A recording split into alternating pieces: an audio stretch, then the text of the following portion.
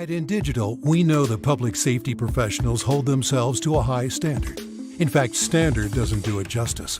In over 25 years working alongside you, carrying millions of calls over our IP networks, your dedication has inspired us. That's why our ESI Net goes beyond industry standards, not only i3 compliant, but designed to adapt to future development for a network you can count on when it matters most. Learn more at indigital.net. If Within the Trenches has ever taught you something, open your eyes to what it is like to be a 911 dispatcher, or has inspired you to become one, then help support us and join our Patreon. Get exclusive bonus content, one-of-a-kind swag, discounts on merchandise, ad-free early access to new episodes, and much more. To join, please visit patreon.com/WTT podcast. And if you're an industry partner, we have something for you as well. And now, for the show. This is Jordan, and you're listening to the Code 7 Podcast Network.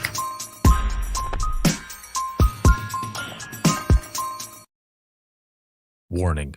This episode contains the 3 A's of podcasting: adult content, adult language, and awesomeness. You've been warned.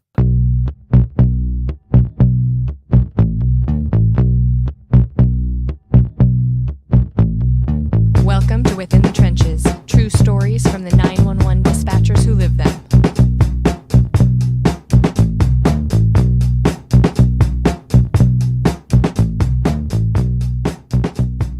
Hey, what's going on? This is Ricardo with the Code 7 Podcast Network, and this is Within the Trenches, true stories from the 911 dispatchers who live them. This episode is sponsored by InDigital, a leader in next-gen core services, and a big shout-out, as always, to subscribers of the podcast, whether it be on Patreon or Facebook. Thank you so much for everything, and there's a lot of stuff going on. It is August 1st, 2023. This probably won't air for a couple of weeks, though, but as of right now, it is the first of the month. So wake up, wake up, wake up. A lot of people probably don't even know what I was just referencing there in the beginning, but look it up. First of the month, some Bone Thugs and Harmony. All right. So we've got the book that is out. Imagine Listening. Your Worst Day is Our Everyday, and it is doing very well. Thank you all for that. And by the time this comes out, I will have already gone to the National APCO conference, and I will have spilled the beans on an announcement that I have coming up. So I'm going to go ahead and say it right now, since it technically has already come out. So the book is doing so well that the demand for book 2, because remember, this first book is book 1 in a series of books that are going to come out that highlight the stories that were submitted for the I Am 911 movement. So book 2 is going to be coming out, and I am super excited for that. What makes it very special, though, is that it is going to launch August 4th of 2024, and that'll be day 1 of the National APCO conference that will be in Orlando. And the reason that makes it that much more special is because when I launched the I Am 911 movement, it was the week just after the APCO conference, and it was the one that was in Orlando. So everything is coming full circle. Very excited for that. Thank you for everything for book 1. The demand and everything wouldn't be what it is without all of you, but especially all of you who had the courage to submit these stories and continue to submit stories. And I can't say thank you enough. So a lot of big things, a lot of good things coming up, but currently book 1 of Imagine Listening is out there, and you can get it on Amazon and any other retailer that you can think of right now. It's also available in an ebook. So check it out. Thank you all very, very much. And there is much more to come. All right. Not sure why I did the robot there. Anyway, I'm excited for my guest today, and I'm going to bring her on here in just one second. Her name is Megan. She's a senior telecommunicator with Havelock PD out of North Carolina. Hello. Hello. I am excited to have you on. And for those who are watching and listening, we were talking a little bit earlier and we were joking about a few things, right? Yeah. But I immediately just when I saw your voice and when I saw your voice, when I saw your face and I heard your voice, damn, Yeah. what day is it today? Is it Monday? No, I it's Tuesday. You know what? I don't even know what day it is right now, so it's all good. It's all good. I don't have enough caffeine in me, apparently. Man, um, when I saw your face and heard your voice, I knew I had seen you before and we were talking, and it was the conference in North Carolina. You said it was 2018, right? Yep, it was 2018, and it was in the days leading up to Hurricane Florence. Um, which, because I live on the coast, and for those of you that don't know where Havelock is, if you remember Hurricane Florence, where Florence basically like took a shit on everything right on top of my house, like literally on top of my house. Oh, Yeah, so our house was okay, but we had we have big oak trees in our backyard, and the ones that fell down were about between 100 and 125 feet tall, and we actually had three of them come down during the storm. And one of them, if it had shifted about 18 inches farther to the right, it would have gone right through my kitchen. But the only damage we had was we lost a gutter and part of our chain link fence. So, oh man, so you made out like bandits. yeah, we really did. Now, our church, on the other hand, because my husband is a pastor, Mhm. but don't let that frighten you, because I am just the delightful ray of sunshine that I've always been. um, and so we live in the parsonage on the back part of the church property. The church did not fare as well. My husband's office specifically, because it had a flat roof at the time, and during the storm, the roof actually rolled back, like peeled back, and it rained in his office. Yeah. Whoa. Yeah, like literally rained in his office. But I think he only lost maybe like 10 or 15 books, because, like preachers, they collect books. We've got his whole work office, home office, our house, other places full of books that he's collected over the years. And I think he only lost like 10 or 15 books. It actually, where it rained in his office was on top of his computer, but we were able to salvage his hard drive. Oh, that's good. Yeah. So, I mean, he was freaking out because that's like 20 plus years worth of sermons and Bible studies and everything. And so he was getting a little nervous, but they were able to pull the hard drive and didn't lose a thing. So, Wow. yeah.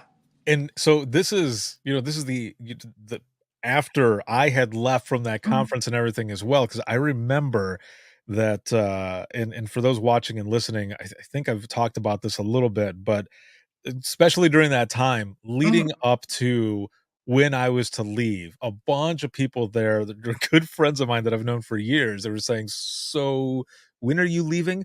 And I said, "Well, I mean, I was your keynote speaker and I've got a session and I'm doing the expo hall. Like I'm here all week. I was going to leave the day after it was over." And they said, "Nah, son, like you need to leave a day early." Yeah. And I said, "Well, why? Did I not do well or what's going on?" They're like, "Do you want to be stuck here for a long time?" Yeah. I said, "What are you talking about?" And they said, "Have you not been paying attention to the weather?" I was like, I guess not. I Yeah. usually look at the weather maybe the day before I leave to see if there's going to be any delays on my flights." And they're like, "Yeah, there's a hurricane coming this way."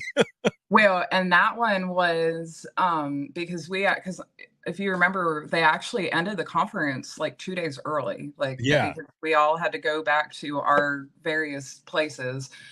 Um, and that was yeah, it was nuts. But I don't think out in the mountains, I don't think they really got very, very much. But in the days leading up to the conference, they were still forecasting Florence to be, I think, somewhere between like it was 3, 4, or 5. So like big. But then it downgraded to a 1. And I live in Eastern North Carolina. Like if it's a category 1, you sit on the porch, drink a beer, and watch it go by, except for us Nice. sorry assholes that, have to work.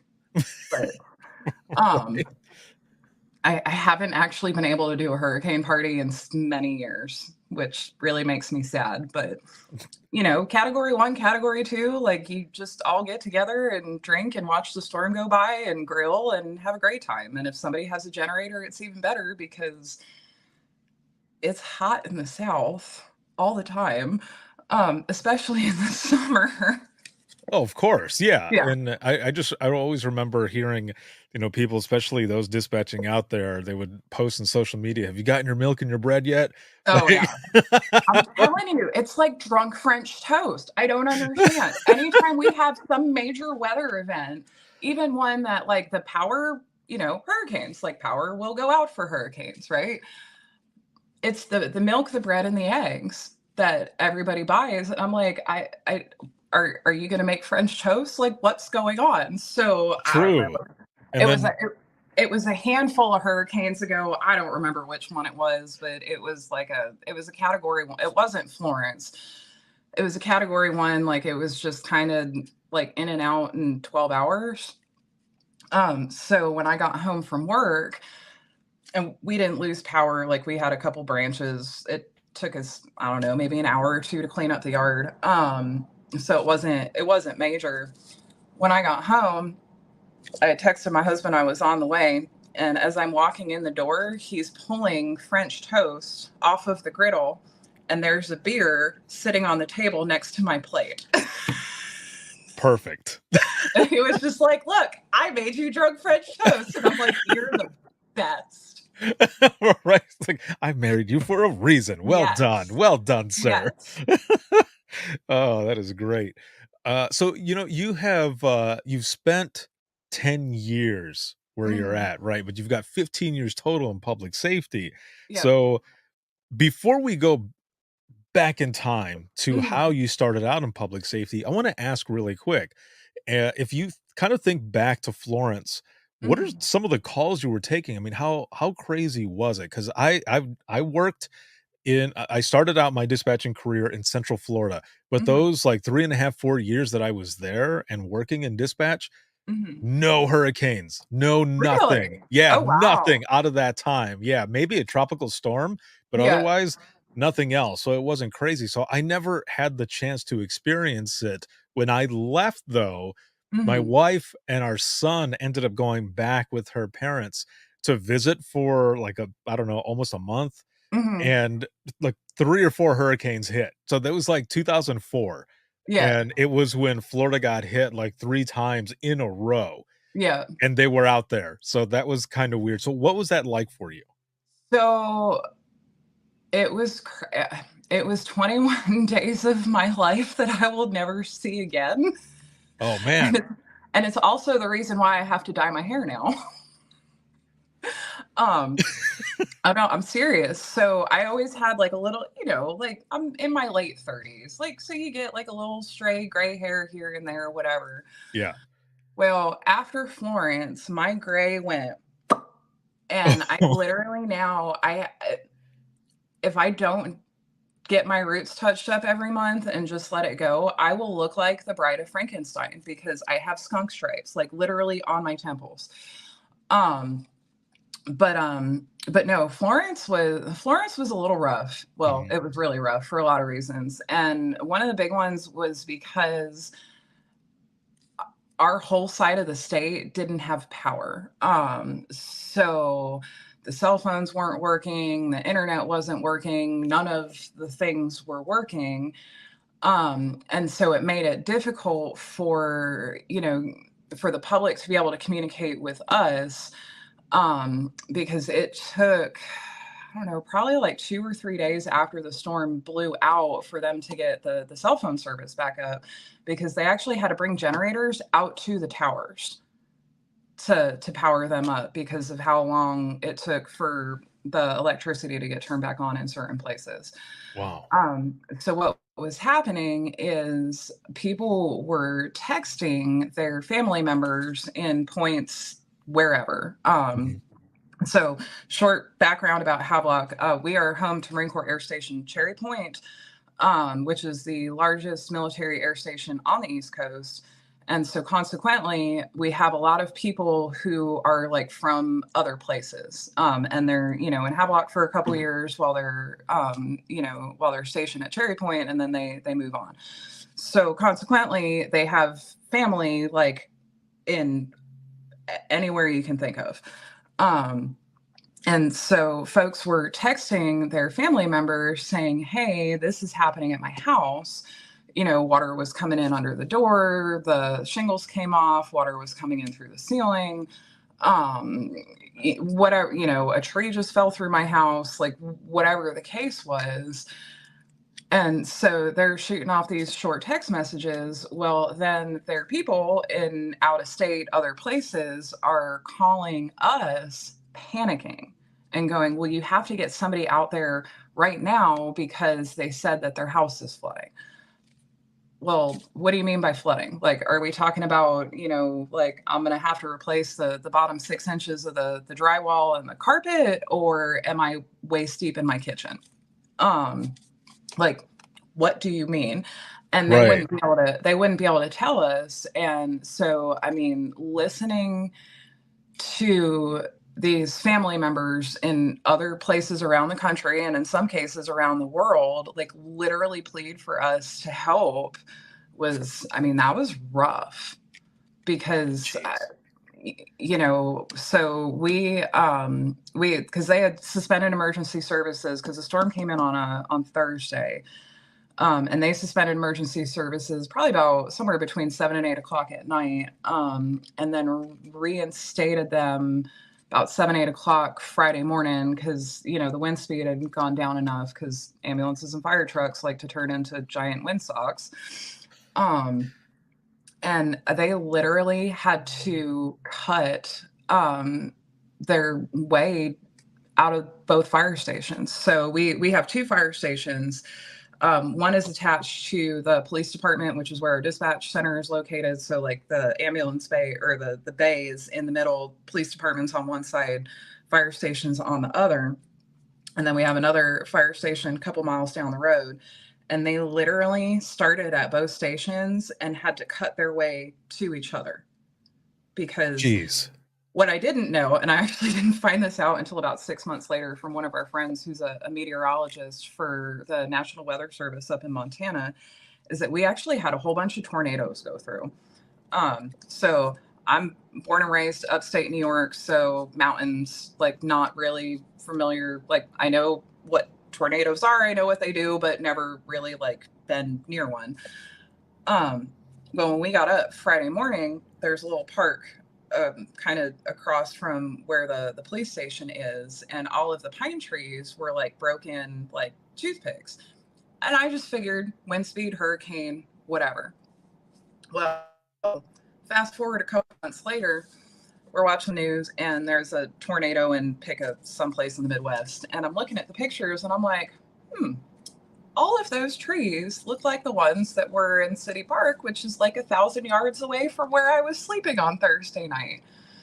So I call our friend Corby because I had been calling him actually from the landline every 24 hours during and after Florence just to get better updates on the weather because, I mean, he was eyeballing it the whole time. And so I call up Corby and I said, hey, Corby, during Florence, did we have tornadoes? He said, oh, yeah, you did. He was just like, I said, well, why didn't you say anything? He said, because Meg, every time I talk to you, I didn't think you could sound more stressed out. And then I talked to you the next day and you sounded more stressed out. He was like, I didn't have the heart to tell you. And I'm like, oh, well, thank you for that. Oh, man. Yeah, because if he had told me that we'd had a tornado hit like 1,000 yards away from where I was sleeping, I'd have been like, you know what, deuces, y'all, I'm out, like, gone. I can't do this anymore. Holy crap. Yeah. That's a lot to have to go through. Yeah. And deal with. And, also, when people are calling for help and everything, I had someone on once who was her agency was right where Hurricane Harvey had Oh, made landfall, yeah, and some of the stories were similar where, people are calling for help, but you have to tell them, "I I'm sorry, like, if you're in an area where your shelter's been, like, taken out or something, you need to find some other shelter because there's nobody going out there." yeah. And, for us, our job is to send out help, but to have to tell someone that emergency services have been suspended Is and that we can't send anything, I mean, I have I had to I do can't even that imagine. 2 times in my career, and both times has just been very strange Ugh, because people will call and be like, "Well, my person is having a pick a major medical emergency." yeah, And I'm like, "I'm sorry, well, I can't send anybody out to you." And they're freaking out. And I'm like, "No, like it is not safe for like, I understand what's going on with you right now, and I need you to understand that like it is not safe for our people to come out and try and help you. And besides which, it's not like we can get you up to the hospital. right. Um so we'll put you on the list and we'll have somebody come and check on you, when emergency services gets reinstated." And I mean, it's very strange. It's very strange. It's it's weird 'ca in my head, immediately, I'm thinking, like, the movie The Purge. Not that Yeah. it's that crazy, but I mean, like, the suspension of emergency services, like, you think that that would only be in a movie or something where Oh something like no. that happens, but that shit is real. It Yeah. does happen. Well, because, I think it's 38-mile-an-hour sustained winds that tips ambulances over, and I think fire trucks are somewhere like in the 50s or the 60s. And, Jeez. police cars forget about it. They just, get blown all over the roads because they're little. So, I mean, we got to keep our crowd safe too. Right, And exactly. So, man, okay, so that was 2018. yeah. Let's go back in time a little bit further to see how you even got started in this crazy profession, but also rewarding, right? There's a Yeah. lot of good to it as well. How did you get into it? So I actually started out in EMS. And it's kind of a funny story how I got into EMS. I had hiked a portion of the Appalachian Trail with one of my friends back in like 2008, 2009, or no, 2009. Mhm. And so when I came off the trail, I was staying with some other friends and, working and trying to fill my time and whatnot. And they were members of the rescue squad. And they were like, "Hey, you should maybe go through basic class and, come join the fire department." I'm like, "Okay."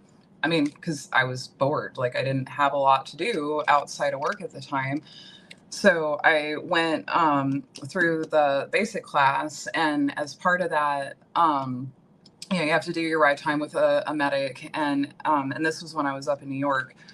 Um, and the medic that I rode with, her name was Jen.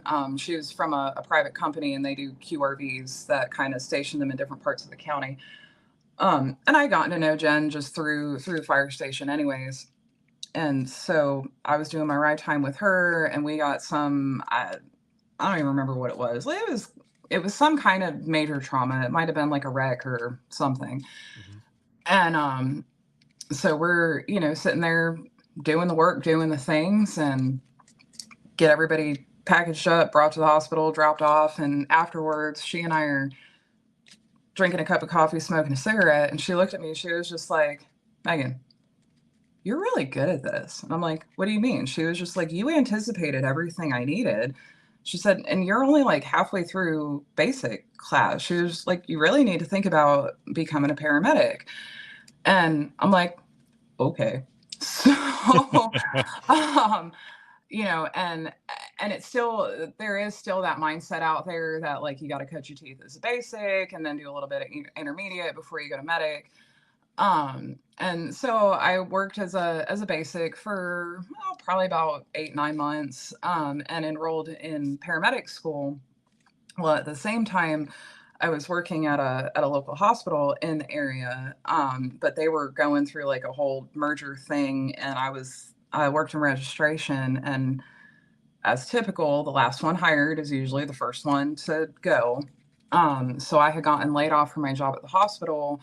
And for those of you that are old enough, you will remember between 2008 and 2010, it was almost impossible to find a new job.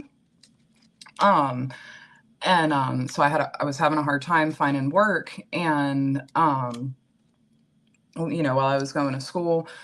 So I was talking to one of my friends from college, and she had just had twin girls, and her husband was getting ready to deploy, and they were stationed at Cherry Point, which now is across the street from where I live. And her dad was, originally going to come help with the kids, but that fell through because of a lot of things. And so I'm like, well, I don't have a job.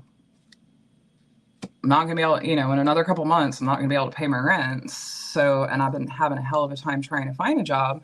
So if you can help me find a paramedic program to transfer into down by you, like, I'll come down and take care of your kids as a living. So we wound up doing that. I moved to North Carolina. I started, it was like the day before Christmas Eve, and went and spent Christmas Eve with one of my friends in Virginia. Well, they were getting a big snowstorm in the South, and being from a cold and snowy place, I know how to drive in the snow. Right. Yeah. I went to college in central Vermont. I know how to drive in the snow, right? But once you get past the Mason-Dixon line, like, if one flake hits the ground, everyone's like, oh my God, I don't know what to do. So Yes. I'm like, great. There's the snowstorm blowing in, and so I told my friend I was staying with, I'm like, look, I know I was going to leave, tomorrow afternoon, but like, I got to get on the road, because like, I literally have my entire life in the back of this moving truck, which it was one of the very small studio moving trucks. Oh. Yeah. Like, I have my whole life in the back of this truck, and I really don't want to get in a wreck because people are dumb and don't know how to drive in the snow. So I drove the rest of the way. I got into Havelock, I don't know, probably about 5-6 o'clock in the morning. Took a nap in the Walmart parking lot because my friend and her husband and their kids were on their way back from her mom's house. And so they met me there, and that was, the rest was history. She helped me find a program to transfer into. I started volunteering with the fire department that I actually now dispatch for. Finished paramedic school in 2012, I think. Mm-hmm. No, 11 or 12. No, finished paramedic school. Yeah, in 2012. Worked full-time for a critical care transport company. It was about 2 hours away from my house. The nice thing was that I only worked 2 days a week. But the bad thing is that the wheels on the truck go round and round, sometimes for 24 to 30 hours, and then I have to drive 2 hours home. So that got a little old really fast. Right. Yeah, and there were a lot of things that were going on. Well, one of the dispatch positions had opened up where I work now, so I had applied for it, and it was a little bit of a pay cut, but I wasn't burning the fuel that I was burning to drive 96 miles one way twice a week. So took the pay cut, but it was all right because it balanced out with what I was paying for gas. And that was back in February of 2013. I started dispatching, and now when we have new officers, they're just like, oh, well, how long have you been working here? And I'm like, 10 years. They're like, oh, 10 years ago, I was in 9th grade, or, like 3rd grade or 8th grade or something. And I'm like, y'all, like, I am not that old. Like, I'm not 40 yet. And I'm sorry, you were how old when I started working here? Are you even old enough to carry a gun? Oh, man. So a lot happened from upstate New York coming to North Carolina. And so I'll say right away, when I was in dispatch, towards the last part of my my career in dispatch, the two people that were working with me, uh on my team, because I was a supervisor at the time, I was sitting on radios and we were Mhm. talking about when we graduated. And I said, "Oh, I graduated in 99." Mhm. And they both started laughing at me. And I said, "What are you two laughing at?" And they said, "We were both in fifth grade at that time." I was like, "All right, first off, go to hell. Yeah. Second, Yeah. that's funny." But yeah, so I know what you mean. The Yeah. funny thing too, though, is so you started dispatching in February of 2013, and Mhm. um, that was around the time that the podcast and everything that I was doing, Mhm. excuse me, was really starting to build up. And that was a few months later, I was out of dispatch. So Mhm. 2013, I was out and going to the private side and doing everything that I do now. Mhm. So also, you're in North Carolina and you're coming from upstate New York. You're in dispatch. Mhm. And I want to know how that was for you in the beginning, but I also want to know, how does that work as a born and bred Yankee coming down to North Carolina? I hear you saying y'all, which is good. You picked that up. Yeah. But what were there any like words or like phrases or anything that maybe threw you off in the beginning? Oh, yes. So, one of the reasons why I say y'all and I have a smidgen bit of a southern drawl is because, only the strong survive, and sometimes and you have to adapt.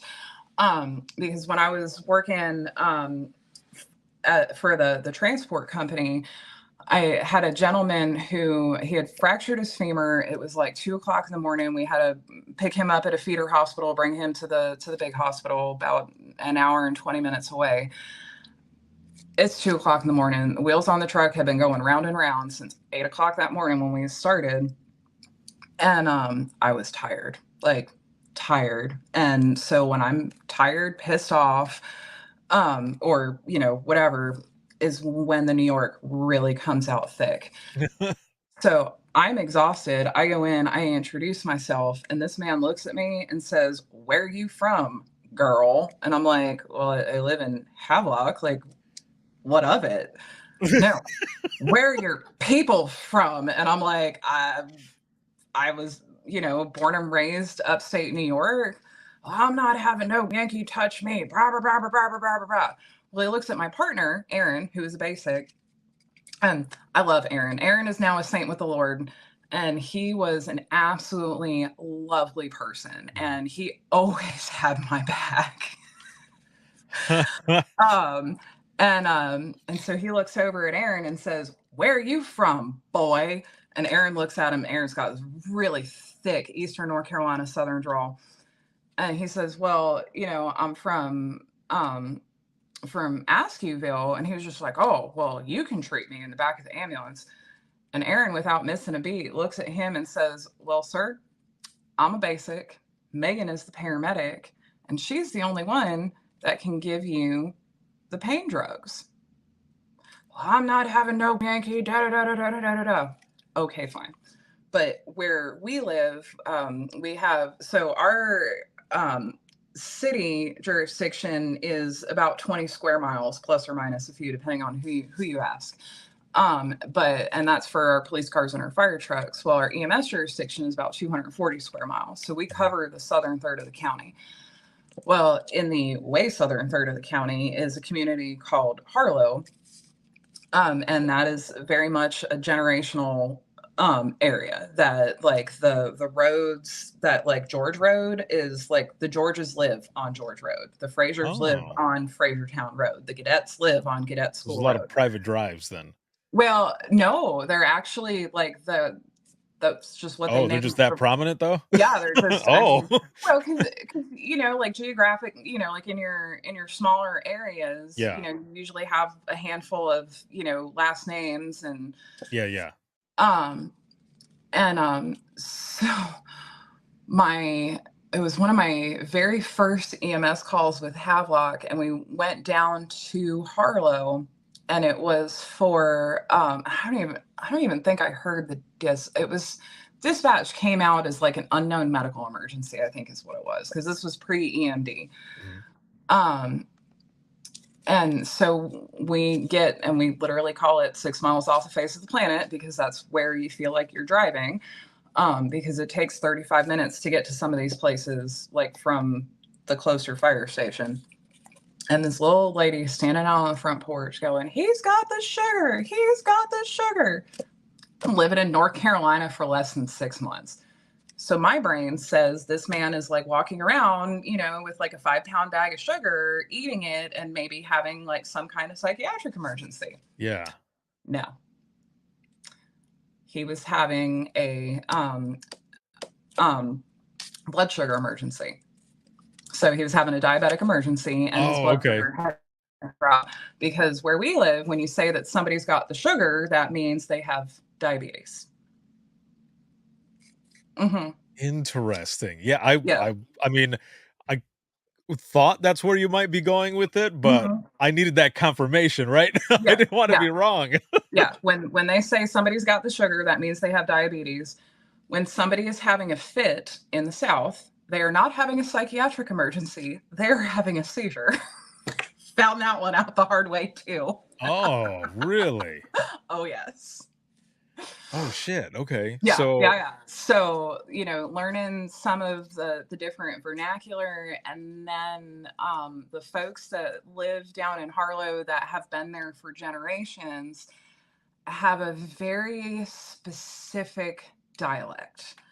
And it's like a little bit of Creole, a little bit of Southern, a little bit of, like regular slang language that people use now, and a couple other little things sprinkled in. And then they talk really fast, but they are mouth for mouth, for it sound like they're the Peanuts teacher. Oh man. Yeah. So so and this is stuff that was like face to face, but how does this now translate over the phone? Now, you make that transition, you're in dispatch and Mhm. everything. How does that how does that sound over the phone? Because also when someone has kind of a thick accent and stuff and they're speaking English, Mhm. for me at least, I read their lips. I try to read their Mhm. lips as much as possible so that I know what it is exactly that they're saying. But when you're Yeah. over the phone, it's not Yeah. that easy. So that has presented a couple of challenges. Um, oh, it's had to have been maybe 8, 9 years ago now. We had a gentleman, he was homeless, and just kind of wandered around the city, and people would leave their doors open so he could come, have a snack, take a shower, whatever. He's a lot of substance abuse issues, a lot of mental health issues, but for the most part, like, he was okay. Well, this man could disappear like that. I mean, even if there was not a hiding space to be found, he would find one. So I was working by myself, and it was, I don't know, 4 o'clock in the morning, 911 rings. And the only thing I understood was the address and this man's name. Like, and I'm sure the caller told me the story at least 3 times. Like, I was having such a hard time understanding. I actually had to ask her to spell the street she was on, which Mhm. I actually do quite a bit. And for those of you that are relatively new or have a hard time with addresses, please ask your callers, if you can't understand what they're saying, tell them to spell it, because it saved my ass so many times. Right. Um, By any means necessary, yeah. yes. So, and I was on the phone with her for a couple minutes, and only thing I could understand was his name and their address, and that was it. So I send my officers out. Well, they get over to the apartment, and turns out one of the other people staying in the house didn't like that he had let himself in at 3:30 in the morning to take a shower, and went to go chase him out. Well, they got to tussling, and the resident of the house stabbed the homeless man in the liver. And so it looked, I mean, and not like with scissors, like big scissors. So they get on scene, and all I hear is, "Havelock, can you call the on duty investigator and have them respond, please?" And I'm like, that just that escalated rather quickly. Right. Yeah. So now, and I'm like, okay, can you advise like what the circumstances are? And so they tell me that, somebody's been stabbed, but they can't find him, right? Because old boy is like the master of playing hide and go seek.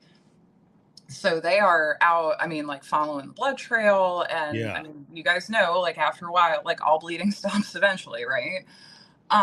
So after a while, they lost the blood trail.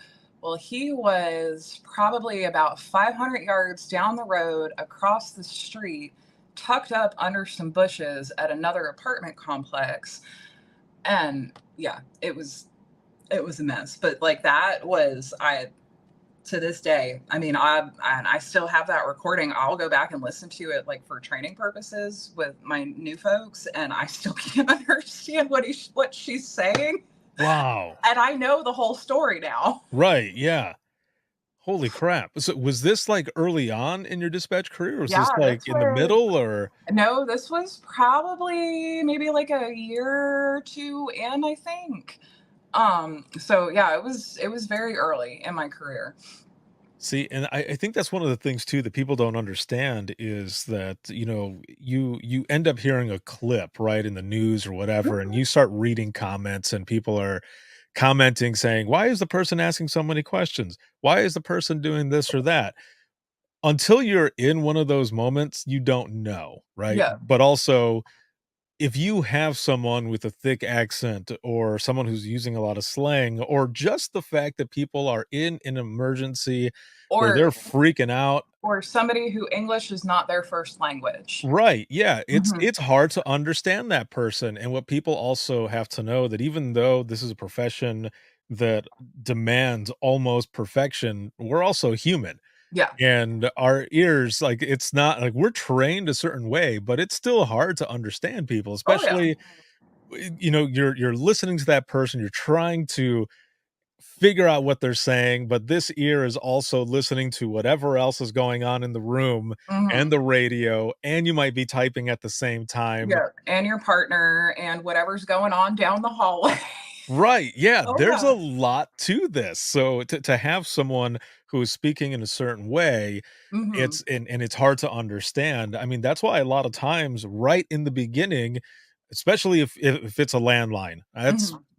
I'm not gonna say it's rare, but Mhm. it's few and far between that a landline will come up and you'll have an actual address that's on there. Mhm. You always people who are watching and listening, you always want to confirm that address to make sure Oh that yeah. it's right, but if nobody's talking, if you don't have the person on there, that's the address you go off of, Yeah. and you can put in, like, an unknown situation, open line, Mhm. you're typing in, listen what you're listening to, but, otherwise, man, some of those things are hard, and then afterwards, after you're done with the call, you're like, "Holy shit, Yeah. I hope I did everything that." I mean, I know that I did everything that I could have, but did I miss anything? And, Mhm. sometimes that's where we end up getting in our heads sometimes, and, we're like, "Fuck."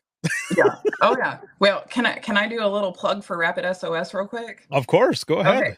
So, for those of you out there that don't know what Rapid SOS is, number one, get out from underneath the rock from which you've been living, please, Jesus, and join the 21st century. Number two, they are very inexpensive and sometimes even free 99. But you got to check with them because it depends on like what you want. But True.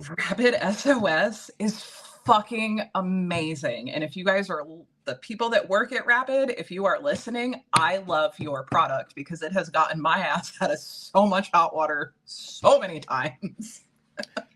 Right, and especially too, I think it also helps with our mental health and wellness in the sense that when I was in dispatch, we didn't have anything like Rapid SOS or any of Mhm. the other companies that are out there.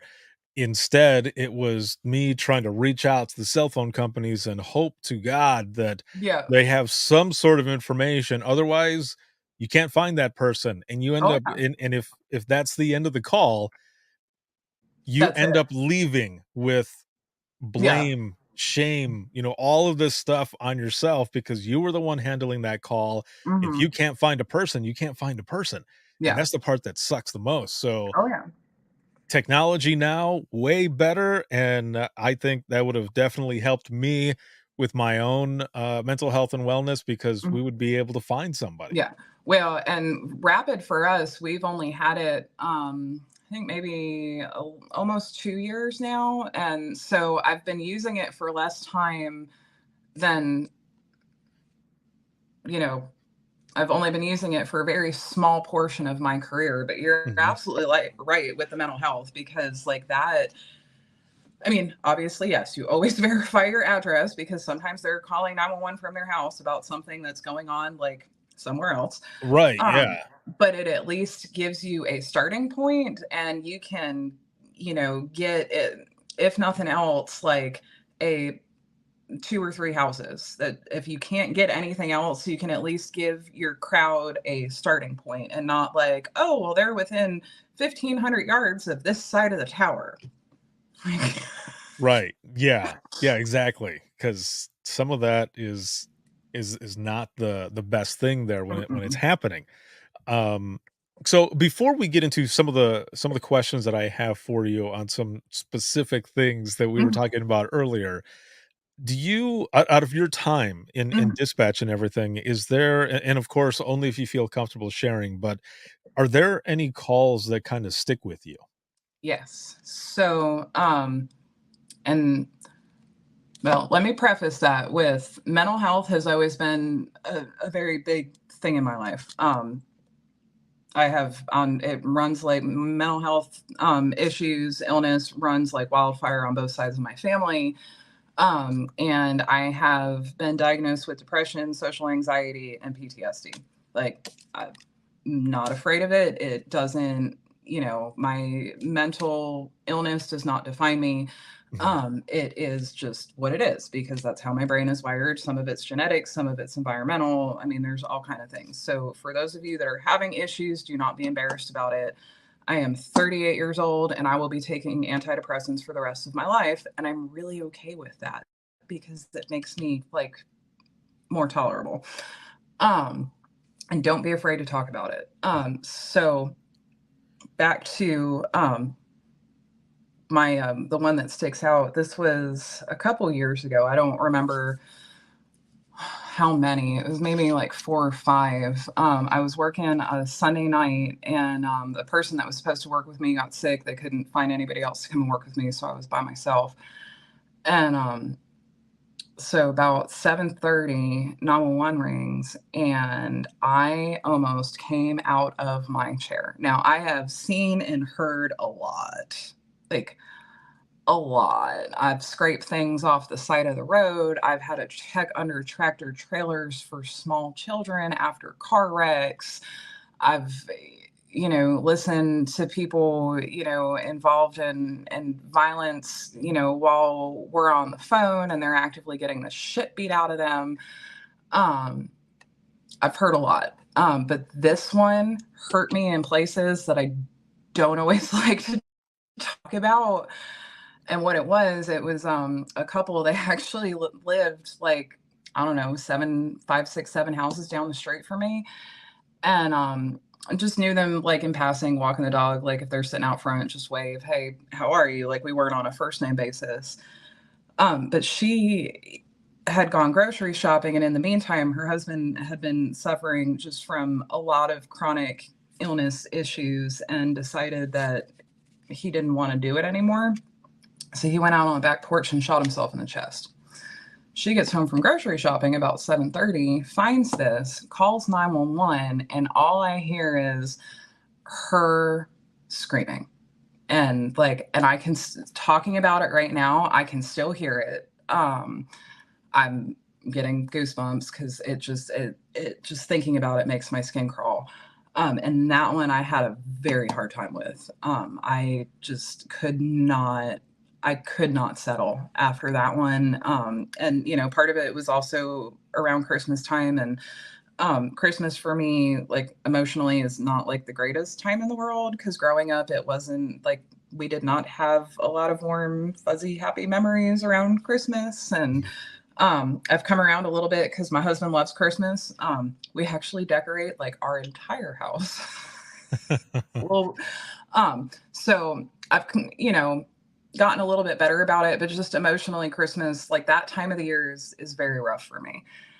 And that I actually had to, I wound up having to ask for employee assistance, because I couldn't shake it. And have those recordings. I use them for training, and and I always play them for my trainees because I'm like, look, like, I want you to understand that, yeah, we're going to get like all kind of weird, all kind of crazy, all kind of dumb, but we're also going to get this. And I have everything set up on the file, and I tell them, just click through and play all the things.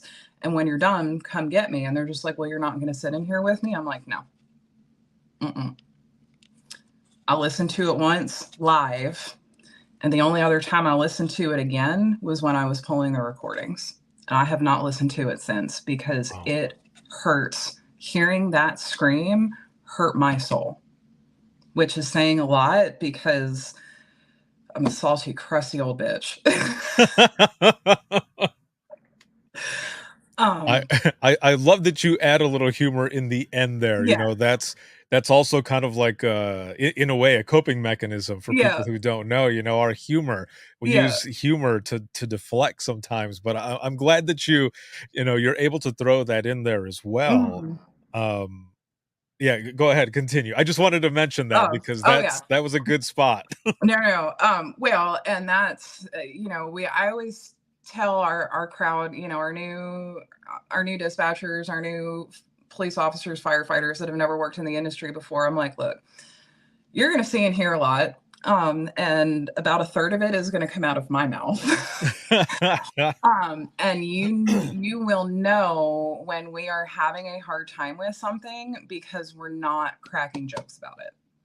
Like if we come back and we're, cracking jokes and, and some of them are going to be a little off color. Some of them are going to be really morbid. And some of them you're going to look at us and be like, what the fuck did I get myself into? Who are these people? Exactly. I'm like, like that's normal because like if we can laugh at it, that means we are working our way through it. Right. If you can't laugh at it, then you need to go talk to somebody.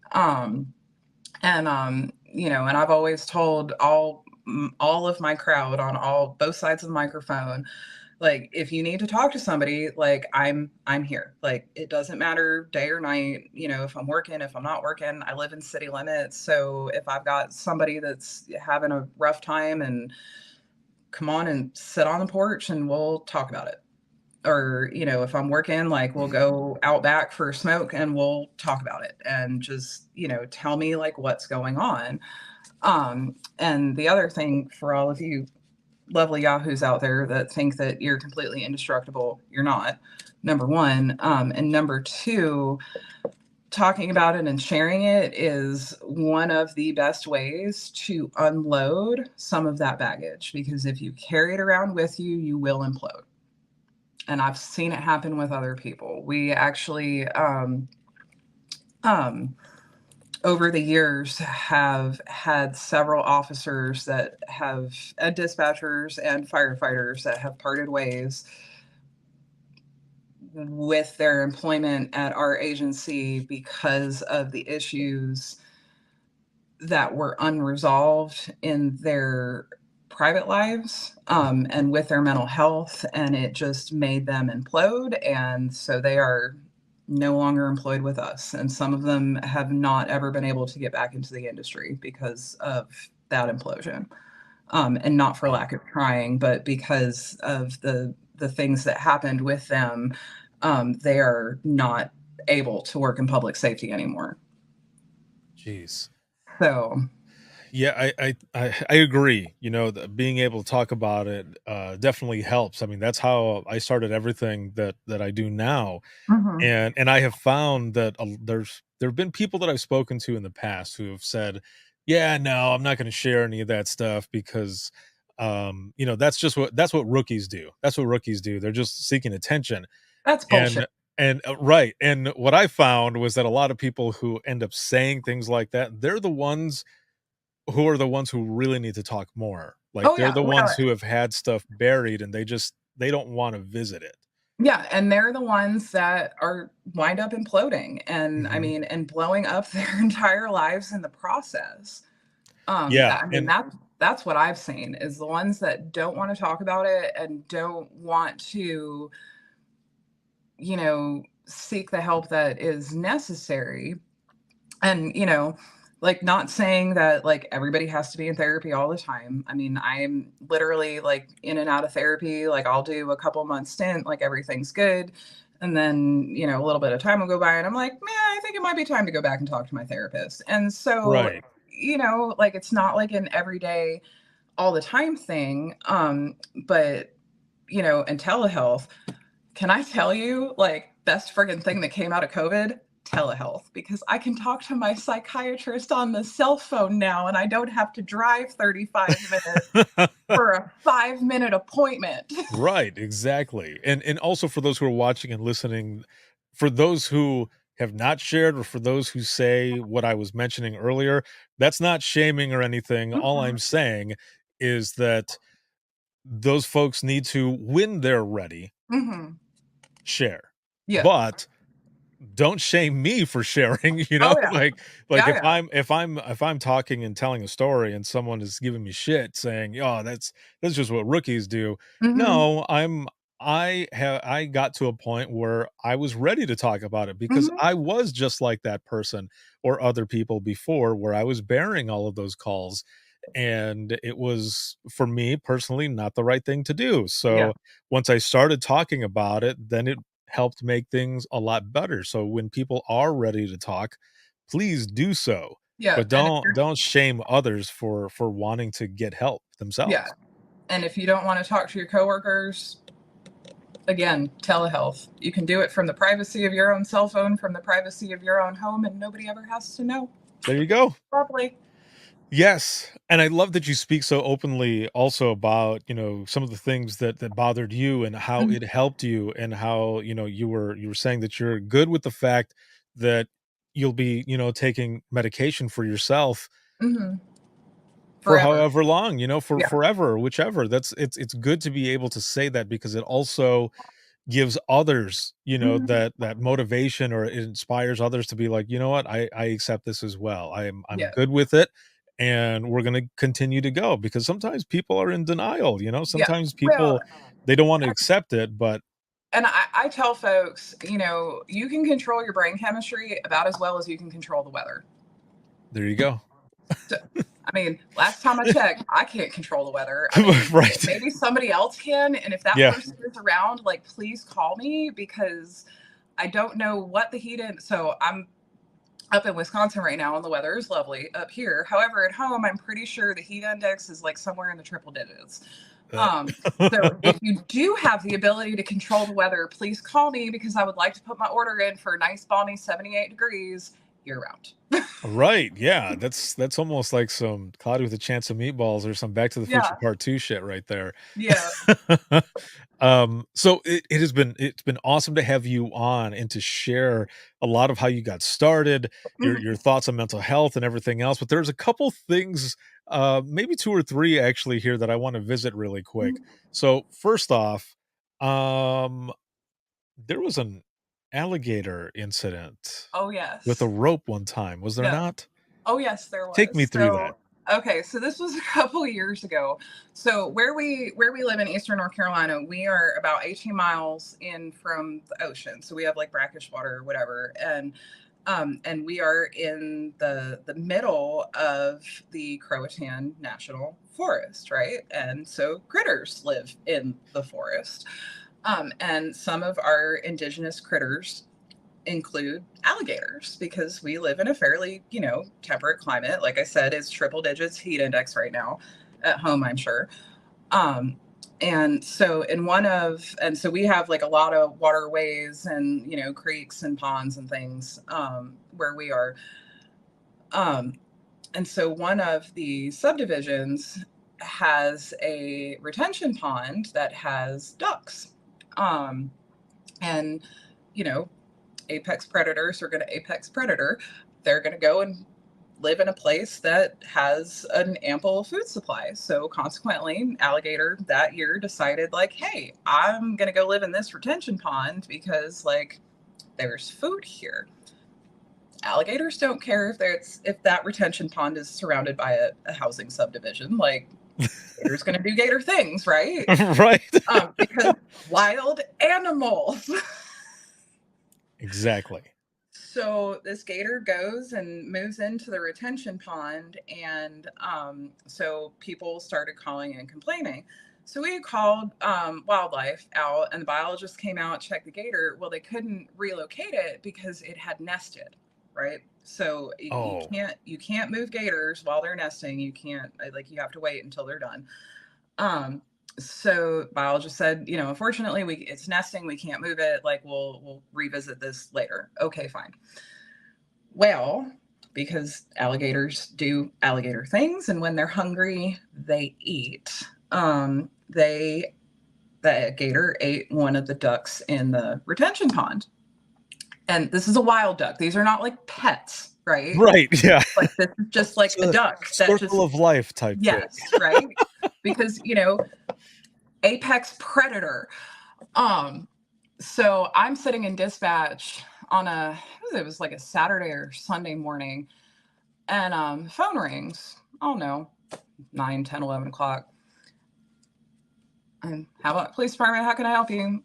Yeah, I'm over, and you know, they gave me the subdivision name over here, and you know that alligator that everybody's complaining about because, you know, wildlife refuses to do anything about it. And I'm thinking in my head, like, that's okay.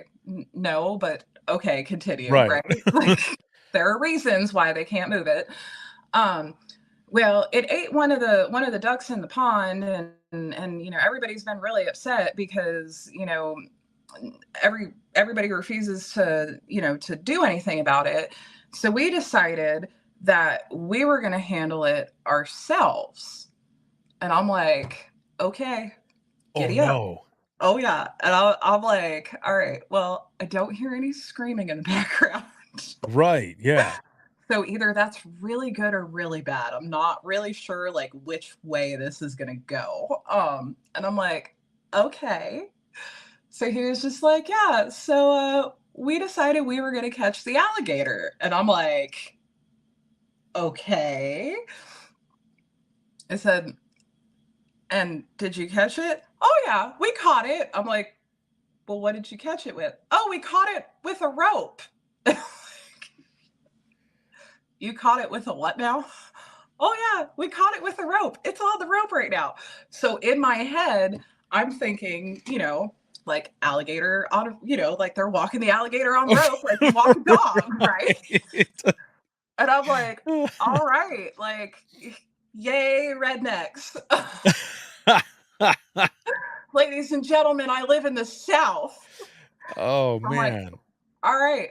So I key up on the radio, and I tell one of my officers, you know, respond to this area in reference to an alligator on a rope. Can you please confirm once you get out there so I can let wildlife know?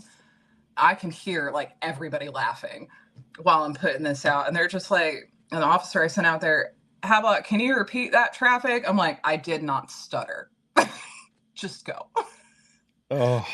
So he goes out, checks on scene, and about 90 seconds later, yeah, Havelock, that's a big 10-4. The alligator is on the rope. And I'm like, oh, Jesus, Mary, and Joseph. Like, this is not going to go well. So I call wildlife dispatch. And this poor dispatcher at wildlife say, hey, this is Megan from Havelock PD. I said, I don't know if you're familiar with all the complaints that have been called in about, you know, the alligator in this retention pond in this neighborhood. She was like, oh, yeah. I said, well, the neighborhood decided to take matters into their own hands this morning, and they caught it, and it is now on a rope. And she was just like, you said what? Like, I didn't stutter. I said, it's on a rope. And yeah, so it is on a rope. It was on a rope. So the biologist came out and, you know, freed it from the rope. Cause like when they caught it, the rope was actually like in, like they it was like in its mouth. So it was kind of, like in its mouth. Oh, And then like, yeah, it was weird. And then almost like a horse would have when you're trying to. yeah, almost, yeah, kind of like a bit. I don't know. It was strange, but the biologist or the wildlife. Oh no, it was a wildlife officer that came out. Free the alligator, kind of shoot it back over to where it needed to go to, and basically threatened everybody in the neighborhood within an inch of their lives that if this happens again, you're all getting charged with felonies because alligators are protected species in North Carolina. But I'm like. Yeah, especially because that one was nesting there too. It's and it's not like it was like a baby. This thing was probably about 4 or 5 feet ish. I never did see it up close, but just judging from the picture, it had to have been at least a 5-footer. I'm like, people are ballsy, man. Like, just leave it alone. Like, it's trying to live its life. Yeah, like this thing will eat you if you piss it off. Leave it alone. Yeah, be happy it was just a duck, man, and not you. Yeah. Holy shit. I'm like, for real. And they're just like, well, our kids play over by the retention pond in the backyard. I'm like, then tell them to play in the front yard. Right. Yeah. It's really common sense, man. Like, there's an alligator back there. Don't go back there. So see, as you're telling this story, all I can see is someone like Lasso style, like, throwing it to try to lasso it up and everything, and then have it by the rope. But oh man, that is crazy. And that, folks, that's when we say in 911, you can't make this shit up. You really can't. That's one of those, because you get calls like this, and sometimes too, you'll get a call, right? And it's that moment when you've thought that you've taken the most outrageous call that the universe is like, hold my beer, and then here's an alligator, right? Yeah. You're like, oh no, boo boo, not yet. Yeah, like, I got this. Watch, check this one out. So, tell me about the mystery of the flaming grocery cart. What is this? Okay. So the mystery of the flaming grocery cart. This was actually, I don't know, within about the last 2 months, I think. Like, time passes weirdly. I don't know what day of the week it is. Like, it was at some point during this summer because it was hot out, right? So I get a call 12:30, 1 o'clock in the morning from one of the gas station attendant at one of the 2 24-hour gas stations in town. And across the street is like a little strip mall. It's got like a grocery store and like a Family Dollar and like a couple other things. And so she calls a little after midnight and says, so yeah, I work over at this gas station and I'm looking across the street and I think there's a car on fire in the grocery store parking lot. And I'm like, what do you mean you think there's a car on fire? Like, do you see smoke? Do you see flames? She's just like, oh yeah, there's definitely smoke. There's definitely flames. And I'm like, well, how close to the building is it? She's like, I'm really not sure, because she's like she's literally across like 4 lanes of traffic in a parking lot. So she's like, it looks like it's kind of close to the building. I'm like, okay, giddy up, let's go. Dispatch out a car fire, send all the things that need to go. And the fire department gets on scene and says, Havelock, be advised, it's a grocery cart on fire. And I'm like, what, did it spontaneously combust? Right. Freaking grocery, like, how do those catch on fire, right? Because that particular grocery store has metal grocery carts, not plastic ones. I'm like, I mean, like, it's not like thundering or lightning, like, it didn't, like, and it's metal, like, how, okay, like, I'm down. So they extinguish the grocery cart fire. Well, come to find out the next day, I was talking to one of my officers, one of our other, he's homeless, he's got some mental health issues, we deal with him quite a bit. got mad at that particular grocery store for some unknown reason, and we're not really sure how or where he got it from, but he got like a whole bunch of like paint supplies, put them in the grocery cart, and then lit it all on fire. And looking at the security footage from the grocery store, you literally see him pushing the flaming grocery cart through the parking lot. What? Yeah. Holy crap. And I'm like, and with this particular individual, like, that he was the one that did it, it did not surprise me. I'm like, oh yeah, that's about on par for him. Okay. So in the video, you see him pushing the cart as it's in flames Yes. to a spot, or you saw him light it? Well, and I haven't seen all of the video. I don't know if they saw him light it or not, but I did see like one screen grab of him pushing the flaming grocery cart. Okay, so that is one pissed off person, because I mean, like, I wouldn't be pushing a cart that's already on fire, Yeah. right? Like, if I'm in that person's shoes. Yeah, no. What? So, yeah, so that was the mystery of the flaming grocery cart. Wow. Because we're all like sitting there going, because like when the fire department came back, I went outside for a cigarette and I'm asking them, I'm like, WTF? And they were just like, it was a grocery cart on fire in the middle of the parking lot. And I'm like, huh? Right. Yeah, it begs the How question. does this happen? Like, exactly. Like the store closed at 11 o'clock. Like nobody's there because, our town, with the exception of the 2 McDonald's and 2 of the gas stations, literally rolls up the sidewalk somewhere between like 7 and 10 p.m. So I'm like, how? Wow. Yeah. Like, I don't understand. That is crazy. Mhm. Again, this is stuff that happens in 911 that people Mhm. don't know, that they don't hear about. Like, unless it's Yeah. in the news, nobody ever knows. Yeah. And And my partner and I, we were dying listening to that radio traffic. Like, I mean, we were just hysterical laughing. I had and we were almost like rock, paper, scissoring to see who could keep the straight face long enough to answer because we were laughing so hard. I've been there. Mhm. On some of those outrageous calls, and you're like, I can't hold it together. You Mhm. jump on the radio really quick. And sometimes it's just simply to say 10-4, right? Yeah. But And you're like, the situation is so outrageous that you're just like, yeah.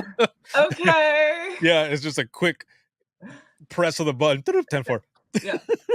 Oh, While the other man. one's holding their breath so you don't hear them cackling in the background on the radio. Right. Yes, exactly. Because, Scannerland. Yeah, that too, for Mhm. sure. Oh, that is great. Thank you for sharing both of those stories. Oh, As we go into the wrap up of this episode, again, it has been awesome to have you on here. I want in this wrap up for you to touch on why professional development is so vital in this profession. So professional development. I am a lifelong student. I tell my crowd that, if you don't learn something new every day, you have failed for that day. And it doesn't matter what it is. Like, it can be something weird. Like, hey, I learned how to tie my shoes a different way. Like, whatever it is. But you got to Mhm. learn something every day. You always have to be, chasing that knowledge. I got my my general instructor through the North Carolina Justice Academy a couple years ago. So I teach quite a bit for in service. I help teach the telecommunicator 40-hour certification course through the state, and all kinds of things. And it's so important because you got to keep your brain fresh and you need to stay up on the industry standards because, to quote my husband, Jesus's last 7 words on the cross were not because we've always done it that way before. And I know we are creatures of habit because I am a creature of habit. Mhm. And whenever we get something new, there's always kind of like that, like that little, like, I don't really know if I want to like it, but I don't know if I want to like it because it's different. And I've been doing it this way for so long that, like, I don't want to change. Like, I get that. We're all like that. But professional development and staying up on what is going on in the industry, what is going on in your area, what's going on in your state, in the world, whatever, is important, because that is how, number one, we learn, and number two, how we make improvements. Right. I'm not about reinventing the wheel. I'm just about, like, hey, can we streamline the wheel a little bit better? And if you're not engaging in that learning process, you're not helping, you're not contributing. You're just stuck in that, we've always done it that way before, and so this is how I'm always going to do it. And get out and learn something. Like, for folks that are, if you're not super great at typing, there are typing trainers. You can go do that.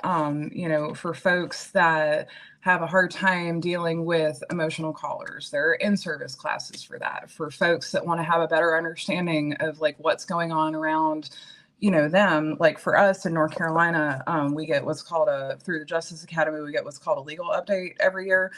That's kind of like, like all, like the latest and greatest, like general intel that they've gathered, so like, where are the gangs more prevalent? What are some of the drugs that have kind of come more onto the scene in the last year? And, what are some of the bigger issues that we've seen agencies having to deal with over the course of the last year, just to have a better understanding, because it's important to know what's going on.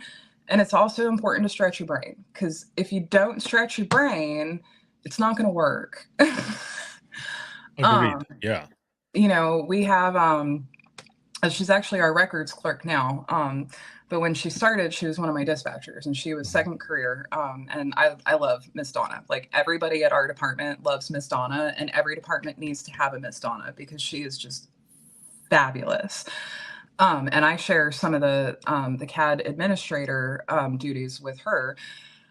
And every day when I come to work, when Miss Donna was dispatching, I was her relief, and I would literally make it a point to come in a little early, because, like, if something came up during the day, she would write it down, and then she would ask me, be like, hey, this came up today, this is how I handled it, but do you have any input? And I'm like, okay, like, explain to me the situation. We talk through it. And I'd be like, no, like, for where you're at, you did great. In the future, maybe consider this, or, no, you handled it, exactly how you're supposed to, or, and so we literally called it, like, question of the day.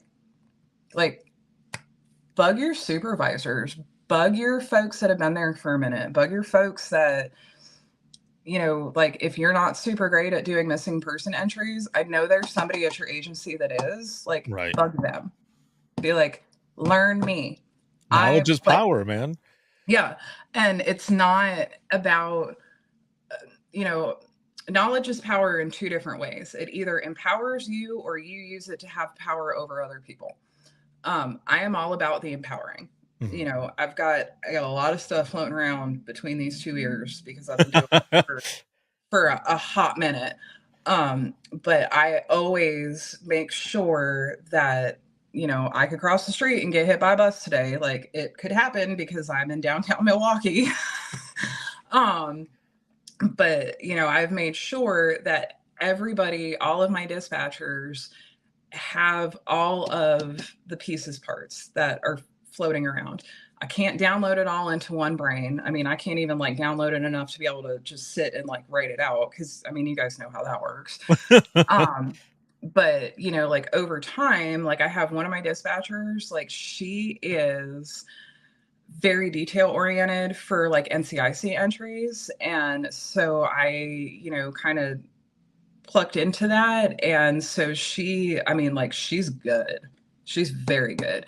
And, she's the one that I've been starting to direct people to ask questions, like, hey, well, if you have a question about this or that, why don't you go talk to her? Because I want her to be empowered by that knowledge. And I also, want them to know that, like, you don't always have to come to me. Like, if you have a question, yes, please obviously ask. But, I'm also making sure that everybody else has the knowledge in the different areas that, if I don't come home, y'all can still do it. Right. And, I know we all complain about in-service sometimes, but it's not just about the in-service. Like, go take an underwater basket weaving class at a community college, or like, just go do something, because Right. professional development is important, but also just keeping your brain up in the concept of learning is very important as well. And so I've always been a big proponent of it, but I also love to teach. When I was in EMS, I always wound up precepting the basic students because nobody else wanted to. I loved it. I'm one of the primary training officers at our center. I actually, several years ago, developed our current, I modeled it after another agency because, again, Megan doesn't reinvent the wheel. But I modeled it after another agency and, developed and implemented our current training program. Because when I started, it was literally like, here's the CAD, here's the radio, here's the phone. I had like 3.5 weeks of training, and they cut me loose by myself at night. Damn. Yeah. I called the girl who worked the shift opposite of me on the other side of the house at night. I think I must have called her almost like every night, crying because I needed help with something. Like, I didn't know how to do something. And I hold on to that. Mm-hmm. And that's why, like, our training program is where it is because I don't want people to, like, be stuck there, because that was a horrible and frightening and stressful place to live. And I still ask questions. Like, we had a call right before I left on vacation. I couldn't even tell you what it is now, but, like, it was something weird. And, and I'm sitting there, like, it was an EMD call. And I put the phone on mute. I looked over at my partner. I said, this is what the caller's telling me, like, what it is. Now, I queue EMD calls. Mm-hmm. Like, that's part of my responsibility, right? And I am not embarrassed by any stretch to ask for help, because I don't know all of the things. I mean, I know a chunk. I know enough to get by. But I have to ask for help, and that's fine. Like, it's okay that you don't know everything, that you can't do everything, that, right. I mean, I've been queuing calls for years now. And even sometimes now I'm like looking at, like, I will put it out to the room and be like, hey, the caller's saying this, this, and this. Like, I don't know which one to use. And they're all looking at me. They're just like, but weren't you a paramedic? Well, yeah. But don't you QA calls? Yeah. I'm like, but my brain will stop working too sometimes. Y'all have literally watched it happen. Right. Yeah. Yeah. We're all human, Mm-hmm. and we don't always know every single thing out Oh, there. no. Right. So when I was in dispatch, I always like to, kind of the way, you were doing it, or that you do it now, is make it like a team effort. Like, of course. So I was, the supervisor on, however, and I would ultimately have the final say, but I want to discuss it with the team, because if someone has a different option or something else in those split seconds that we're doing things, Yeah. I want to know. Oh, yeah. I don't want to just go my way or whatever. I want to make it a team effort, because I don't have all the answers. Just like you're saying, you don't have all the answers either. So if somebody else has a better answer or anything like that, another path to go down, let's do it. Yeah. And I'm all about it. Like, if I'm like, hey, we need to start doing, we need to start looking at implementing whatever, take a look at it and give me some feedback. And, let's figure out, like, what is going to be the easiest, smoothest, and most streamlined way to do it. So, perfect. I dig that. Mm-hmm. So, final question for you as we wrap this episode up, which has been awesome to have you on. If you could go back in time with all the knowledge that you have now Hmm. to talk to yourself in the beginning of your public safety career, what advice would you give yourself? Um, I think don't inhale. And what I mean by that is that there are going to be things that you are going to see, people you are going to deal with, and not just like public safety person to citizen, but like from, supervisor to subordinate, coworker to coworker. There are going to be things that you are going to experience that you are not going to like, and don't inhale them. Like, don't, it's not personal. Right.